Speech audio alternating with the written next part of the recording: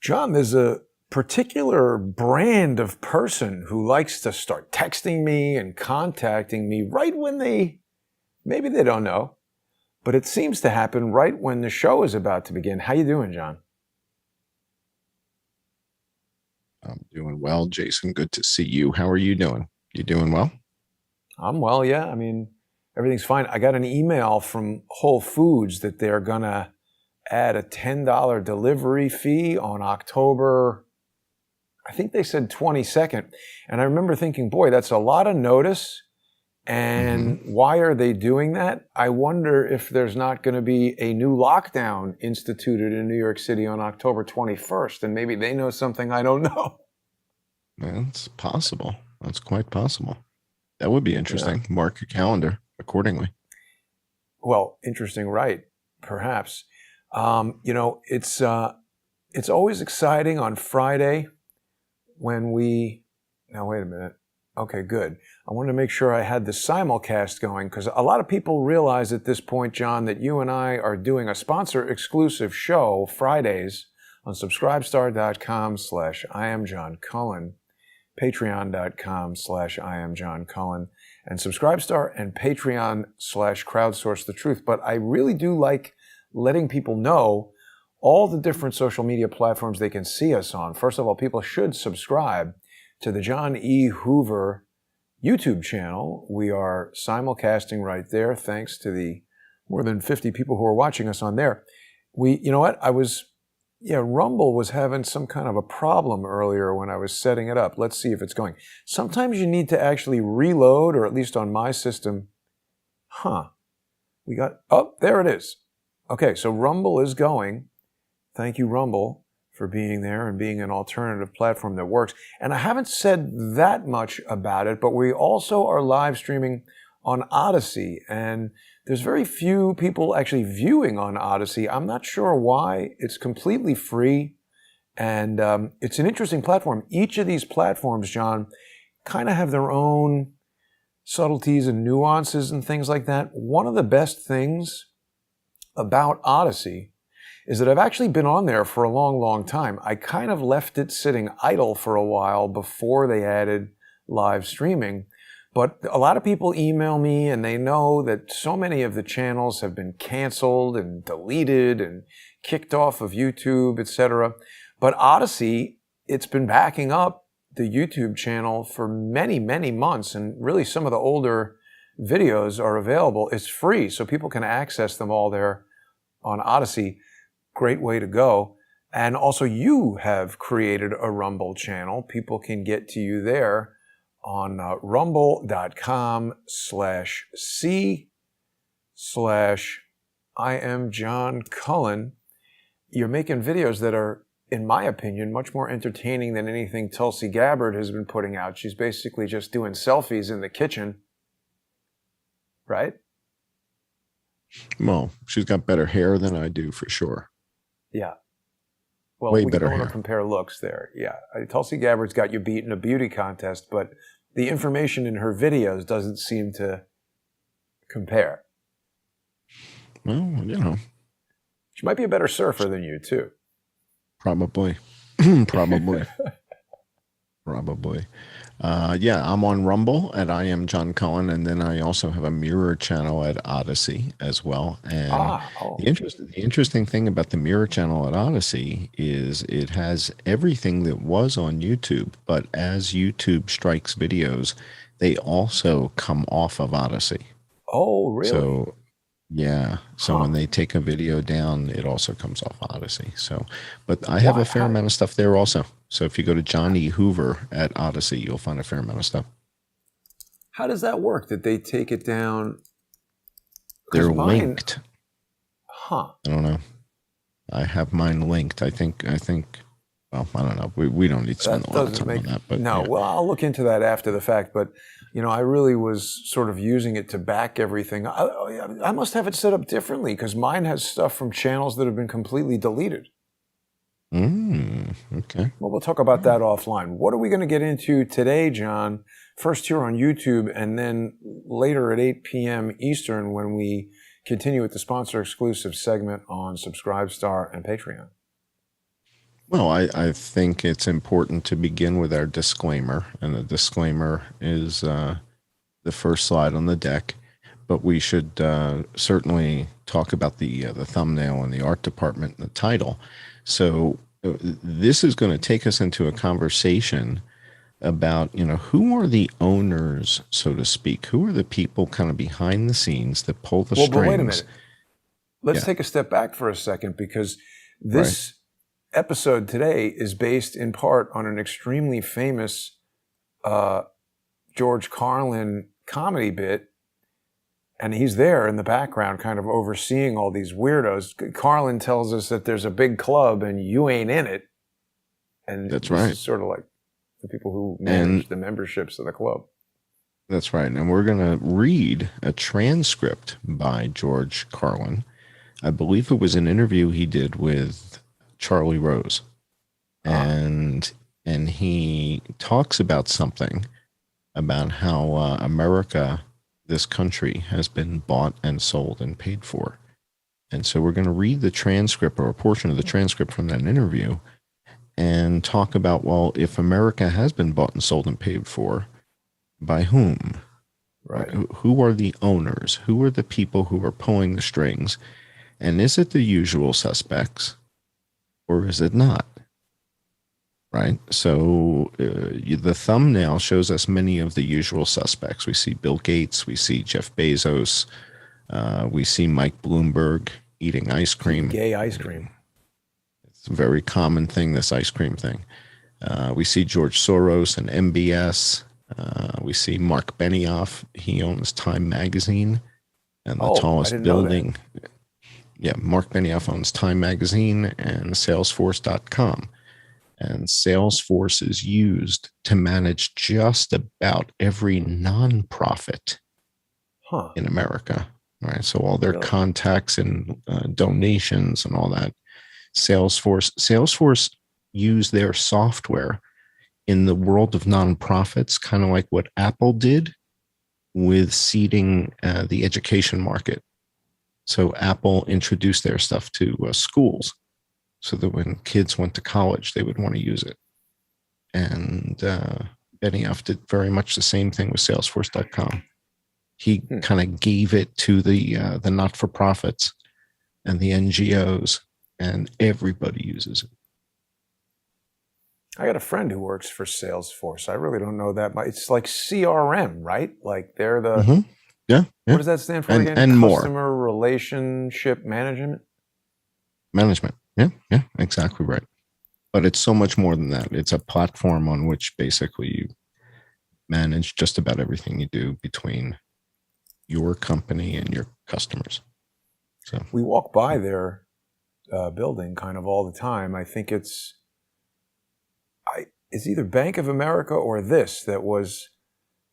Yeah, it's right next to Bank of America, Salesforce Tower, right there by Bryant Park. It was Bank of America played the role of Oscorp in The Amazing Spider-Man, and they built a set with this whole top of the building that Spider-Man went sliding down. We spent days on that set, and I think the whole thing got cut from the movie. And there was a scene that was also shot in Tudor City, and you've been walking around in Tudor City quite a bit. Across from the United Nations. I think the first one. Oh, yeah, no, that's not the one that I was on. The one that I was on was Andrew Garfield one in 2010 or 11, whenever that came out. But no matter. Spider-Man is not of our concern today. No. But we have our disclaimer. We have to make sure that people understand that this is a show, right? So there are no facts. There's no information. And if anything is actually accurate, that would be entirely by accident. Coincidence. Okay. So, yeah. So, A, please do not listen to what we say seriously. And B, lower your expectations further than they currently are. And if we're wrong, if we're wrong, we told you so, right? So don't listen to us. Okay. See, this is a show. Right? Okay. Let's go to our next slide and see what we got. Lots of all right. So colorful well, things. bottom line up front, right? So we always have our charts. So we want to keep tabs on various different outbreaks of various different viruses. So the green one is the outbreak of coronavirus. The blue one is the outbreak of influenza. We're going to look at each one of these in more detail as the show goes on, but I just want to let everybody know that we are going to get into this stuff and get into the data from the CDC and get real specific in a couple minutes. But before we do that, before you say that, John, I just Yeah. want to comment, because this is a lot of detailed information, and I know your process. You're going to the World Health Organization, the CDC, Worldometers, and different websites that compile this information, and you're just visualizing it. But, you know, the censorship on YouTube and elsewhere has been so effective that even seeing these things makes me not want to talk about it here, because we're super likely to be struck just for, I mean, I'm telling you, I'm getting videos removed. Like, I wake up now every morning checking the phone to see how many videos have been removed today and what impact it will have on the various channels. No, I understand. So that's why it's important that we keep it between the lines and just talk about what the facts are. So, but I did want to share this this quote by George Carlin. So this was an interview, and this sort of sets the tone for the show, right? So this is this interview that he did with Charlie Rose, and what he said in this interview really does set the tone for the show. So if I may, Jason, maybe we'll share the reading, and I'll kick it off, and then maybe you'll take over for me for a second. So as George Carlin sat down with Charlie Rose, he said, "Now there's one thing you might have noticed I don't complain about: politicians. Everybody complains about politicians. Everybody says they suck. Well, where do people think these politicians come from? They don't fall out of the sky. They don't pass through a membrane from another reality. They come from American parents and American families, American homes, American schools, American churches, American businesses, and American universities. And they're elected by American citizens. This is the best we can do, folks. This is what we have to offer. It's what our system produces: garbage in, garbage out. If you have selfish, ignorant citizens, you're going to get selfish, ignorant leaders. And term limits ain't going to do any good. You're just going to wind up with a brand new bunch of selfish, ignorant Americans. So maybe it's not the politicians who suck." Why don't you take it over from there? Maybe something else sucks. Maybe something else around here sucks, like the public. Yeah, the public sucks.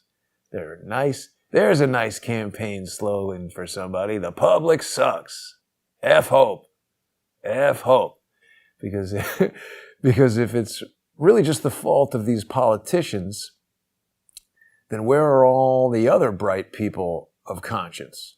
Where are all the bright, honest, intelligent Americans ready to step up and save the nation and lead the way? We don't have people like that in this country. Everybody's at the mall, scratching their ass, picking his nose, taking out his credit card out of a fanny pack and buying a pair of sneakers with lights in them. George Carlin was so funny.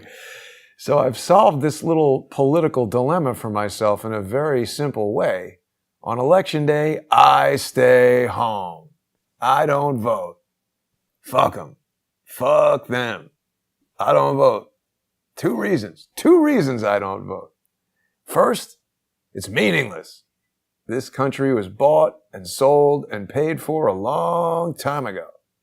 The shit they shuffle around every 4 years doesn't mean a fucking thing. And secondly, I don't vote because I believe if you vote, you have no right to complain. People like to twist that around. I know they say, well, if you didn't vote, you have no right to complain. But where's the logic in that? If you vote and you elect dishonest, incompetent people, and they get into office and screw everything up, well, you're responsible for what they've done. You caused the problem. You voted them in. You have no right to complain. I, on the other hand, who did not vote, is there more there? Have no right to complain. Who, in fact, did not even leave the house on election day. I'm in no way responsible for what these people have done and have every right to complain as loud as I want about the mess you created that I had nothing to do with.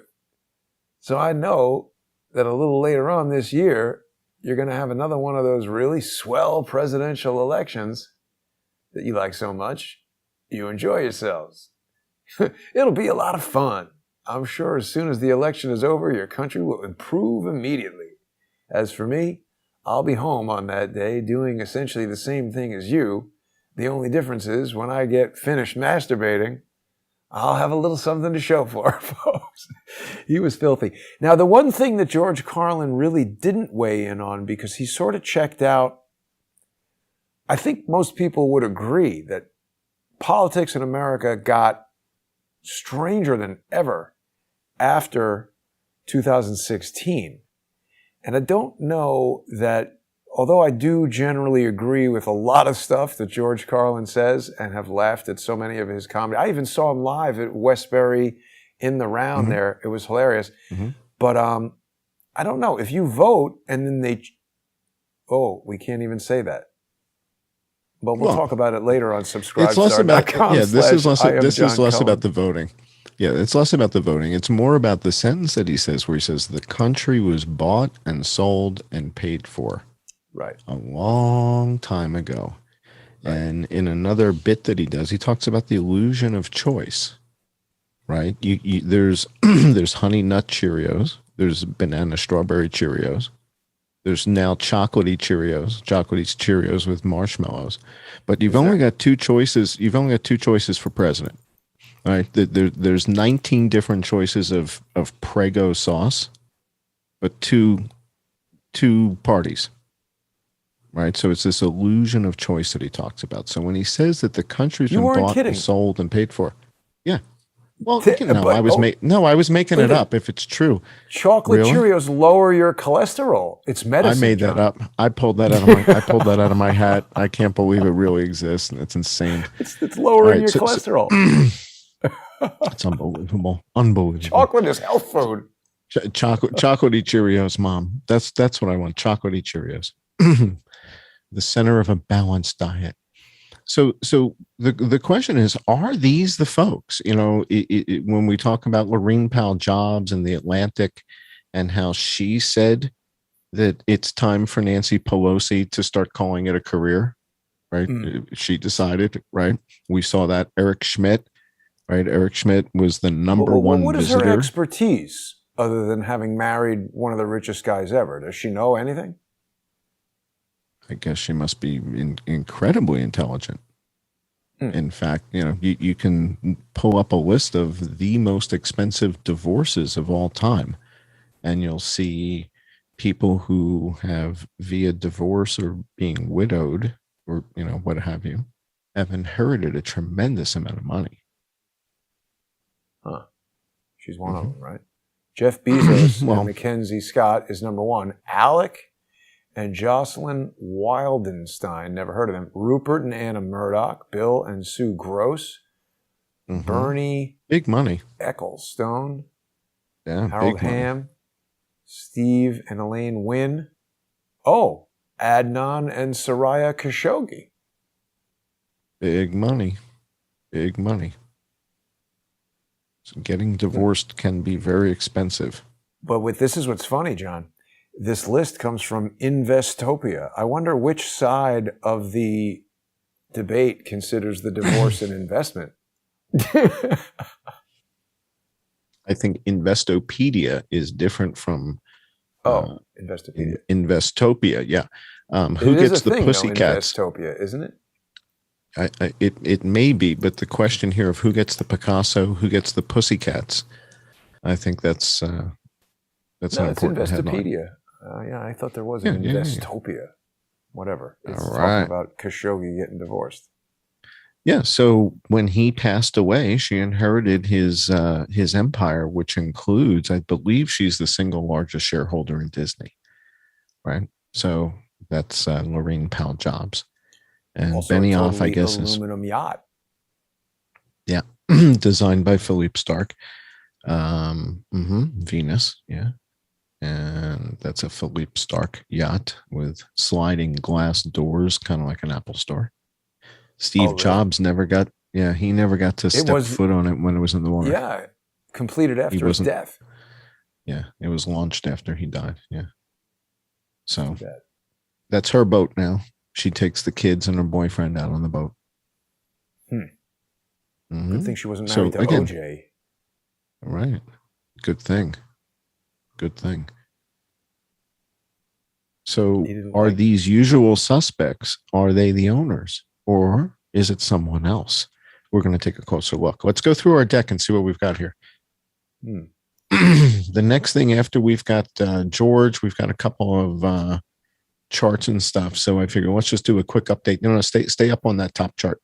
The But this is first one, going to yeah. get us struck. Why? This is from the CDC. This is Okay. from CDC's gis.cdc.gov grasp flu view /mortality.html. And you're going to see the source page in just a second. Okay. So where this data came from, you're going to see that page in one moment. But this is sort of what the cake looks like after you bake it. So if you know how to bake a cake, they typically show you the cake before you go into the recipe and say, this is what we're going to be baking. And then they engage in baking of the cake, right? So this is the cake. And when you download all the data from the CDC, what it shows is that for the season that began in October 1st of 2020, and now we're approaching October 1st of 2021, right? So as of 1 week from today is the new influenza season in the United States. Oh, wow. All right. So October 1st of 2021, we begin a new season. So this is the end of the season. We are at the final weeks now. And what you're seeing are two different afflictions, two different viruses as recorded by the CDC. So this is from the same system. So if you go to gis.cdc.gov grasp /flu view /mortality, they track both of these things side by side. All right. So what you're seeing is side by side, certain weeks, one of the afflictions was number one in deaths. And in other weeks, the other affliction was number one in deaths. All right. So one of them is blue and one of them is green. And in certain weeks, the green one exceeded the blue one. And in other weeks, the blue one exceeded the green one. And that's how we know that we're not double counting. It's If like we were Michael double Jackson counting, and Madonna in 1982. yes. Or don't forget Paul McCartney. Paul McCartney and Michael Jackson, right? Ebony and Ivory. Don't forget that, please. Right. This is like ebony and ivory, but in blue and green. Right. So it's not as quite as racist, right? Because black and white, ebony and ivory is very racist. Blue and green is a little bit more she, they, she, right? I don't even know what the new pronouns are, but I think they have X's and Z's in them. Yeah. All right. So let's go to the next slide. All right, so this is the dashboard, and the dashboard is sort of a quick view of everything at once. So the blue is influenza, the green is COVID-19, and in the upper left, you see COVID-19 by itself. Upper right, you see influenza by itself. Lower right, you see the two juxtaposed on top of each other with the same scale. And then in the lower left, you see the breakout of PNI influenza deaths in blue. The dark green are COVID-19 deaths with an average of 4 comorbidities, because 95% of the people had on average 4 comorbidities. Wow. And then 5%, right, had no other comorbidity, meaning COVID-19 was the only thing on the death certificate. So as of today's show, which is Friday, September 24th, 2021, according to the CDC's data. So if I'm wrong, it's because something's wrong with the data, right? So I can't take responsibility for the data. But according to their data, 5% of the COVID deaths is 23,378. That's how many people had no other comorbidities. And 444,175 of the COVID deaths this season. Now, we're not talking about total for the outbreak. I'm talking about this season. that began October 1st, 2020, and is about to end. So in that season, which is how they measure influenza, we're measuring the two side by side in their system. And you're going to see that in 1 second. So this is kind of the breakout. Mm-hmm. And here's where we get the data. So the data is coming from, and if you look on top, you'll actually see the URL in my browser. Yep. You're like data.cdc or something. Yeah. So data.cdc.gov. And this is where the data comes from. So everything I'm showing is coming from the CDC. I'm just putting in the charts. We've shown people in the past how I do that. So this is all their data. If there's something wrong, I'm not an official source. Don't listen to me. Right? You should chart it yourself. Check it yourself. All right, let's go to the next slide. All right, this is where the mortality data for both influenza and coronavirus are reported by the CDC side by side. So awesome. It's hidden in plain sight. There's no mystery to it. They have one column for coronavirus, one column for influenza, and another one for pneumonia. You add those up, you get P&I. It's not that complicated. So let's go to the next slide. Newsweek. Dramatic Yes. video. So. Oh, yes. All right. So Shepard's we said. Been texting me about this. All right. So this is important because, again, this is not a news show. This is not official. You should not listen to us. You should not take this seriously. Newsweek, on the other hand, zoom out so people understand that this is Newsweek that you're showing them. Newsweek, on the other hand, is official, right? That's what we call a trusted source, right? So when Newsweek tells you the story about the La Palma volcano is erupting in Spain's Canary Islands, and they show you a video from the Philippines that was shot months earlier, don't get too caught up in the specifics of that's not the volcano. Because I wouldn't call it disinformation. I'd call it misinformation. They just get it wrong because the people that they hire to do the stuff, they're just not that good. Oh, come on, that can't be. They've wait a minute now. So Newsweek, as we know, is owned by the disgusting. Well, at one point, it was owned by the disgusting. It smells disgusting inside the building. That's your opinion. As you enter the building, the smell is overwhelming. I don't know if you've ever been inside the lobby in there, but it is one hell of it smells different from any other building in New York. I can't explain it. It's right near Diddle Island, and Newsweek is in this building, formerly owned by Interactive Corp. There's a whole confusing thing that went on with something happening in their server room and some French guy buying it. I'll tell you, Newsweek, in my view, is an Operation Mockingbird deep state rag putting out crap. So how did you determine, I mean, I can guess your normal diligent process, but something tells me that you recognize this thing from personal experience in the Philippines.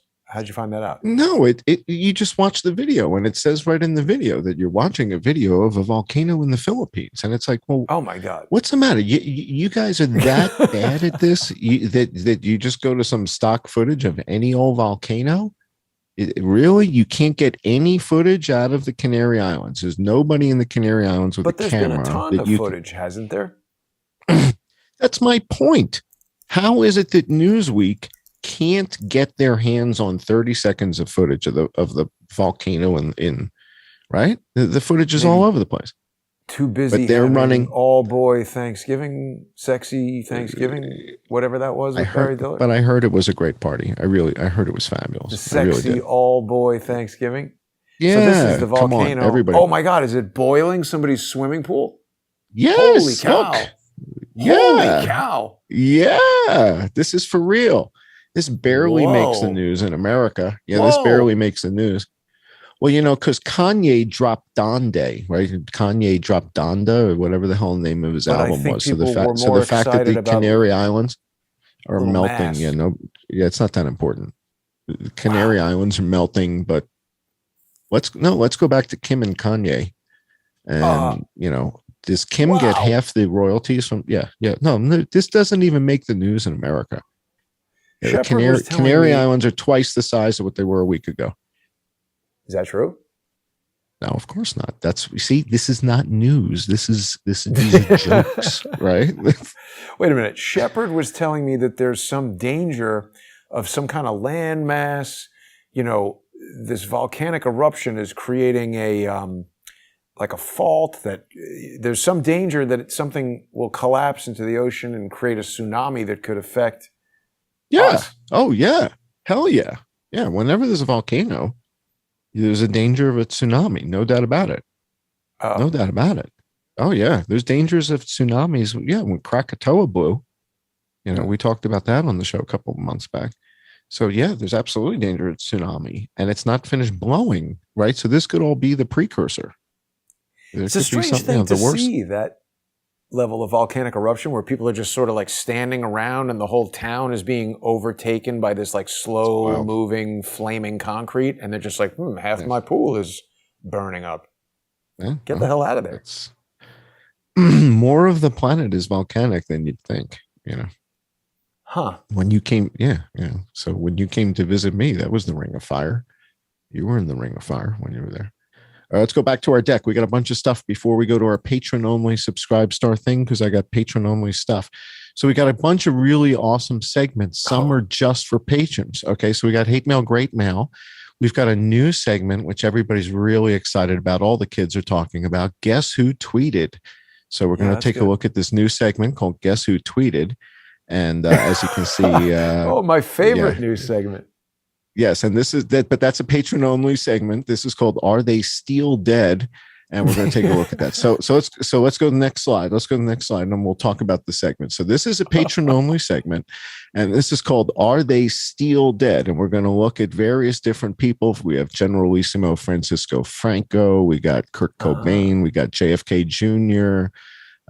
We've got Eddie Van Halen. We got Amy Winehouse. Of course, we have George Carlin. We got Keith Richards. So so we're gonna So Keith is just laughing his ass off. He's just here to laugh at everybody. So Keith is still alive, but we're gonna take a look at who's still dead and who is and who isn't. So we'll take a look. I think Francisco Franco is still dead. Let's go to the next slide. So that's when we go patron only. All right, but this is a new segment for YouTube, and we've got time for this. So this is really exciting. You can see that Jack's super excited about this segment. You can see it in his eyes. And this is a segment we call, whatever.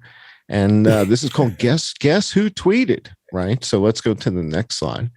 And we've also got Hate Mail, Great Mail. So I don't want everybody to get too upset. We've got Hate Mail, Great Mail. This is the Taliban meeting with Reagan. Who's sitting next to Reagan? I don't know. Somebody in the audience is going to know who that is. Somebody in the audience will know who that is. Yeah. All right, let's go to the next slide. We're going to get to Hate Mail, Great Mail in a second. All right, so let's go to Guess Who Tweeted. Or Guess Who Tweeted. Okay. All right, let's go to the next slide. So Bill is a patron, and Bill posted a comment and said, "Guess who tweeted?" In a long time, Miss Lauren Gardner. Guess who tweeted? Who is that? The woman Dr. Lauren Anne Fang Dong?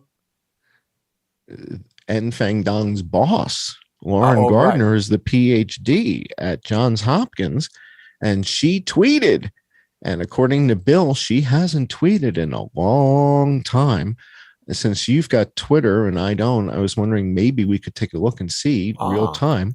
What did Lauren Gardner tweet about over at Johns Hopkins as Enfeng Dong's boss?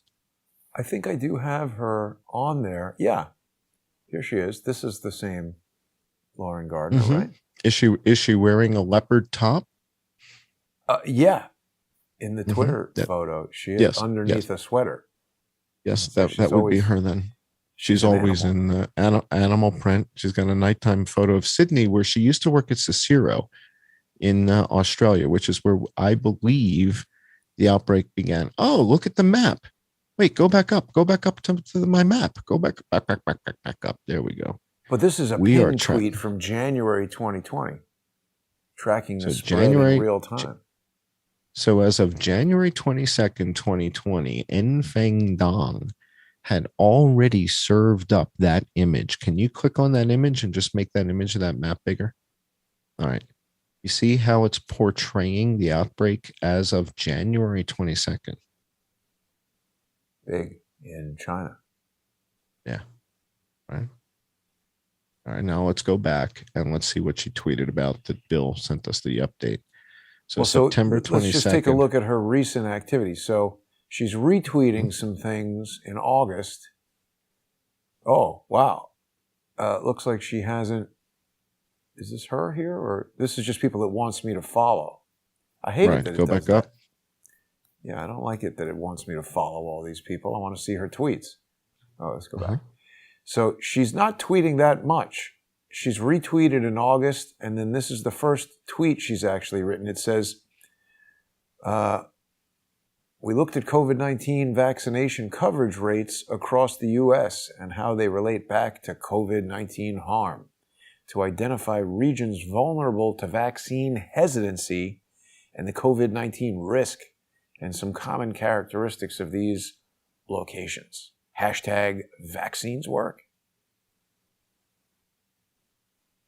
John, I should start ending my tweets with the hashtag automobiles work.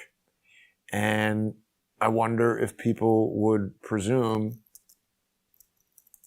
that that means, I mean, I think we all know that automobiles do work, but does that mean that every single automobile is safe and roadworthy? How do you like this one, John? I could get you in this. I like it. It's good looking. What's it going to take to put you in this tonight, John? I couldn't afford to restore this the way it needs to be restored. I mean, it's beautiful. Well, we got a couple things I could show you. There's, automobiles work, so you should have no worry about any of these fine specimens. There you go, a Cadillac. That's the best. Well, again, I think it's important to be clear that this show is not in any way anti-V. Automobile. No, not at all. Right. Not at all. Not anti-V. I've had plenty of V's, right? I've had them in my arms, right? And before I went to Africa. No, not that V. I'm talking about the actual inoculations. I've had plenty of them. Plenty of them. Right? My kids have had right them. now. This is like I told you, hey, John, you're coming to New York. I'm afraid of heights. And you're like, let's go hang off the edge of the Empire State Building. And I'm like, okay. Let's not do that. Yeah. All right, let's go back to our deck. Let's see what we got. Back to the deck. We'll stay out of trouble that way for sure. All right, so Lauren Gardner. Yes, guess who tweeted? Oh, who knows? But thank you, Bill, for letting us know that Lauren Gardner's tweeting again. All right, let's take a look at some hate mail, great mail before we go to Patreon only, because this is always exciting. So hate mail, great mail. Let's go to the next slide, see what we got. All right. From Rumble, hate mail. Yes. So over at Rumble, I published something called the Test Kit Illusion, which is an entertainment thing, right? There's no facts. It's not information, right? It's just a Rumble video, right? So it's like a cartoon. It's like South Park. And it's a think piece, so to speak. So there's some comments in there, and one of them was kind of nice. So let's go to the next page. No, go to the next page. Go to the next page. Oh yeah, I saw. Oh yeah.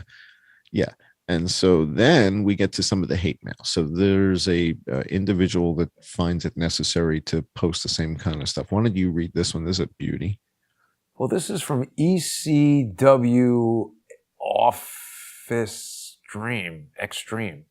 I don't know what that means, but this person is saying John is a quack and a grifter.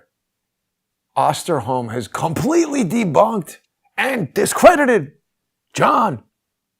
Listen to Osterholm. He speaks the complete unvarnished truth. Interesting emphasis in this writing. This is a weird message, John. First of all, I don't know who Osterholm is. What did he say relative to you? So let's take a look at that. So Michael Osterholm, Dr. Michael Osterholm, is another one of these doctors of public health. and he runs an operation called CIDRAP, CIDRAP, in Minnesota. And he's appeared on Fox. He's appeared on a couple different networks. And he considers himself a virus investigator or a virus detective. And why does he look exactly like Lynn Wood? I don't know. Doesn't he? So, yeah. So I ended up writing him. I wrote him a direct email at CIDRAP.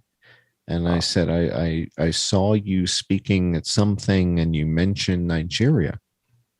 Yeah. Or something like that. And I pointed out that I was the guy who put the ESRI system together 30 something years ago, and so on and so forth. He doesn't respond at all. And in the email, I mentioned, I dropped Laura Ingram's name. But again, I dropped Laura Ingram's name. He's been on Laura's show, and I said, I saw you on Laura's show.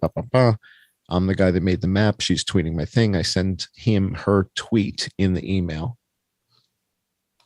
Right. And so, yeah, okay. So the net of it is somebody is comparing me to him, and I couldn't tell you why, right? So somebody keeps commenting and comparing my work to Osterholm. I have the perfect counter for that. Yeah. I'm going to compare Osterholm to Lynn Wood. They could be brothers. That might be the same guy. They just part their hair on the opposite side, and looks like Osterholm's hair color seems to have a little more greenish could be the yellow. exposure. Could be. All right. I like it. But we're unaware of him actually debunking anything. He just didn't answer. Yeah. I mean, again, if he doesn't think it's relevant that there aren't 10 people dead. So this person comments back after the nasty comment. So we have the hate mail. Now we have the great mail. So this was a comment, I guess, in response to the diatribe. And why don't you go ahead and take a stab at this, if you don't mind? I wonder if this is from a pharmacist who owns a classic Acura, but NSX Farm DTX says, I do politely disagree, especially on the C19 data. I am a doctor of pharmacy, aka Farm D. I think this person drives an NSX. That's awesome. Have my bachelor's in chemistry, biochemistry, medical technology. This is a great endorsement, by the way. Spent 12 of 18 months in a MPH, Master of Public Health program for toxicology, risk assessment, and epidemiology. During a Farm D program, we get extensive training in infectious disease, epidemiology, and biostatistics, which is and was also covered during the Masters of Public Health work. NSX Farm DT spent 1 year in post-bachelor natural product isolation and extraction research and 3 years of doctorate-level research in the same thing, which resulted in the publishing of an abstract and paper. By the way, just this level of explanation, I couldn't make all that stuff up, so this person knows something. Keep going. Was also married to an MD for 4 years. I'm definitely not saying I'm the or a guru. However, most public health, epidemiologic, and infectious disease practice become common sense once versed in all the academics over 9.5 years, and I have over 1 decade of practice in the field. Everything John has presented is absolutely logical and rooted in publicly available data. In the case of this subject, John is no quack. The quacks are those in charge. Interesting. This is a very good piece of email. And I mean, you seem to be, anyway, this is stuff we should be reading on subscribestar.com/I am John Cullen, patreon.com/I am John Cullen, and Subscribestar and Patreon/crowdsource the truth. But jump ahead. All right. That's good. I want to know what year the NSX is. Those are becoming very valuable. Yeah, those are cool. Yeah, those are really cool. All right. So again, CDC data, real quick. Let's wrap it up here because we've got to make our transition over in just a moment or two. But we go to the CDC, we get the data. Showed you guys the dashboard. Just go to the next slide real quick. Boom, boom, boom. All right. Showed you the dashboard. Let's keep going. Next slide. Next. Someone right, comments these that are your being COVID married to an MD doesn't make you an MD, but I think the guy had a lot of other qualifications. And it does seem that being married to the president makes you qualified to be the president. So I don't know. I don't know. Makes you qualified to be a senator from New York, it appears. All right, yes. So keep going. COVID deaths, 467,000 this season. The influenza deaths, highest in history, recorded history since the Spanish flu. So this season, if you just go up, you'll see the total number on the slide above that one. The total number of influenza deaths, 385,000 this season. Last season was 274, and that set a record. There was nothing like it last year. And then this season at 385,000 is spectacular. There's never been a season like this in recorded history since the Spanish flu. And they've been saying that in the news lately. Yeah, and they're now warning that this season will be a particularly tough flu season. I wonder how they know that. All right, let's jump ahead, and then I think we got to wrap it up in just a minute or two. So these are the two juxtaposed to each other. So yes, there are more coronavirus deaths in the same time frame, but they measure them a little bit differently because those are all deaths with COVID-19. So when you go to the next slide, you'll see the pie chart, right? So all deaths with COVID-19, the dark green, those are people that had on average 4. Some people had 5, right? So for everybody who's got 5 comorbidities, somebody's got 3. And for everybody who's got 2, somebody's got 6. And for everybody who's got 1, somebody else has got 7. Right? So the average is 4 for 95% of the total deaths. Now that's this season. This is starting October 1st, 2020 to coming up on October 1st, 2021. So this is not the total outbreak of coronavirus. That's why you don't see 600,000 here, because we only started counting just when the season started. Right. And then here you're looking at the total. Now, this is the total number of COVID deaths. And this is important because I think they're mandating stuff and talking about approving stuff for different ages and whatever. So I don't like to talk in percentages. I like to talk in absolute numbers. And so according to the CDC, as of September 15th, which is the most recent data update that they provided, because they updated again tonight, for school-age kids, kindergarten all the way up to seniors in high school, 5 to 18, there's only 357 kids that have died with COVID since the beginning of the outbreak. So that's over an 18-month period. So 357 is the number we get from the CDC. So if I'm a parent, I'm simply just going to ask why. What is it that we're trying to prevent? Is it children dying? Because not that many children have died compared to other afflictions in the same period of time. And then when we go to the next age group, which is 19 to 44. I'm just trying to prevent us getting kicked off of YouTube. Well, these are the CDC's numbers, not mine. Doesn't matter. I'm just asking. I'm just asking. Doesn't matter. I'm just saying. Again, 19 to 44. This is their math. The answer is that's how many people. So, it's one of the, again, it's like, I understand that there's a medical emergency. When you go down to the bottom number, all ages, 658,000 people. That's a big number. That bottom number. Right? So there's no question that's a big number. This 75 years and over, it contains a group that is like definitely going to die pretty soon. Because that means if you're 112, or 90. Well, that's an observation. Right? So now you're using insight and intellect to develop an observation. That may or may not be allowed anymore. I don't know if that's still. No, it's not. All right. So then stop making them. So let's just look at the numbers. The big number on the bottom is everybody, right?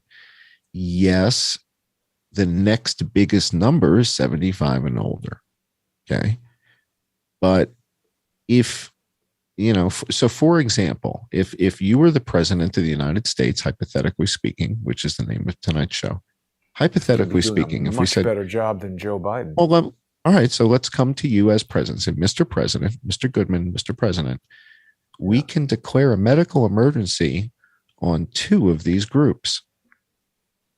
Which 2 age groups, Mr. President, do you recommend that we declare an emergency for? Well, and Mr. President, do you see any groups here that may not constitute an emergency? Maybe, hypothetically speaking, Mr. President, if you were to, Well, first of all, John, you and I know each other well enough. You could still call me Jason.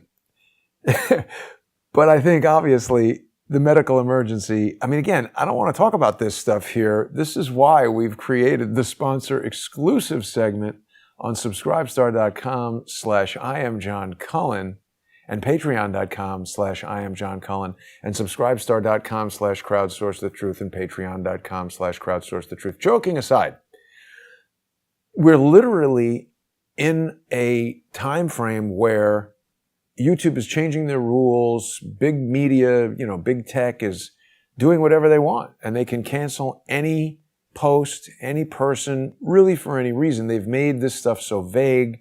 There's no arbitration process. There's no due process. Very rarely YouTube does allow you to do appeals, but they're so ineffective.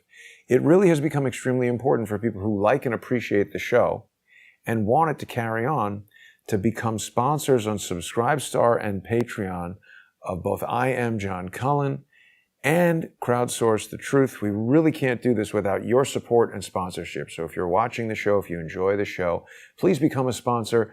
I've been really making a big effort, John, to keep this as economical as possible for as many people out there as possible. And towards that end, beta testers, value sponsorship subscribers on Subscribestar can still join the show for $2 a month. And I've created the Crowdsource the Truth video server to make it more economical for me to bring these videos to you, the viewers, not just for me, but for the co-hosts as well. So thank you to all of the viewer sponsors who have been involved in the beta test and are helping with the server. And please also remember, if you are a standard sponsor at $5 a month or higher, whether it's on subscribestar.com/IamJohnCullen, patreon.com/IamJohnCullen, or any of the Crowdsource the Truth platforms, standard sponsors and higher are still getting the same video feed as before. So if you don't want to be involved in the beta test or you're having any problems with the beta test, it's just the same as it always was. And I want to thank everybody who's helped us to get here to where we are. We're going to carry on with John and a deep dive and unrestricted conversation into this information in just about 5 minutes. So join us over there.